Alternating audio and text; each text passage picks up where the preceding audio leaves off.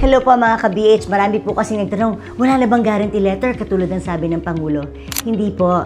Ang sinasabi lang po ng Pangulo ay soon, ito yung magiging bagong mode ng pagbigay ng assistance or meron ng available na assistance sa eGov app sa pamamagitan ng e-MAIP ng DOH. Pero gusto ko pong sabihin sa inyo, ang pwede lang po dyan ay mga government hospitals or DOH hospitals. May listahan lang po idon. So, piling-pili lang po ang mga ospital na tumatanggap ng e-MAIP. E-MAIP is like a guarantee letter.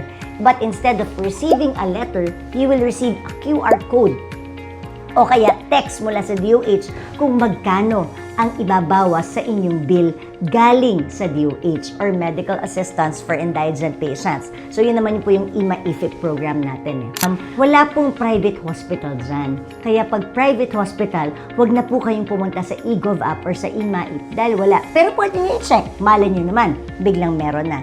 But if it's in a private hospital, ganun pa rin po. Lapit po kayo sa Presidential Action Center, lapit po kayo sa DSWD, lapit kayo sa PCSO, lapit po kayo sa mga congressman ninyo at saka sa mga senador para makakuha ng guarantee letter.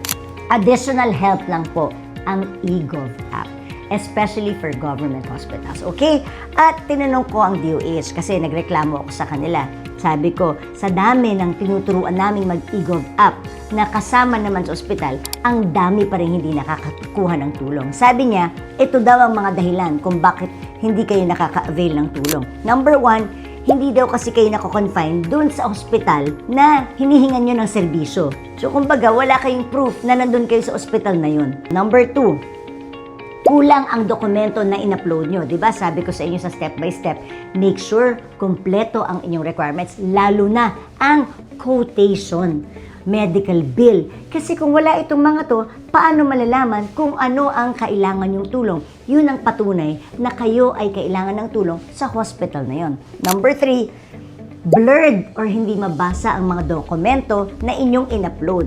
At pang-apat, yung assistance na hinihingi nyo, wala po sa MAIP program. So yan po. Kaya ang tanong ko, mga ka-BH, para nang sa ganun maisumbong natin ang tama sa DOH, meron ba sa inyo na kumpleto sa dokumento, hindi blurred, at tama naman ang mga documents na hindi nakakuha ng tulong, pero kumpleto naman sa dokumento? I-comment down below nyo para alam po namin. Pero para naman doon sa mga nakasubok na, yung first 5 to show me a QR code na tagumpay sa lang natulungan ng e-MAIP, send niyo po sa amin at meron kayong GCash mula sa BH, 500 pesos para lang po ma-share natin sa ating mga ka-BH na may success story galing sa eGov app. Thank you mga ka-BH!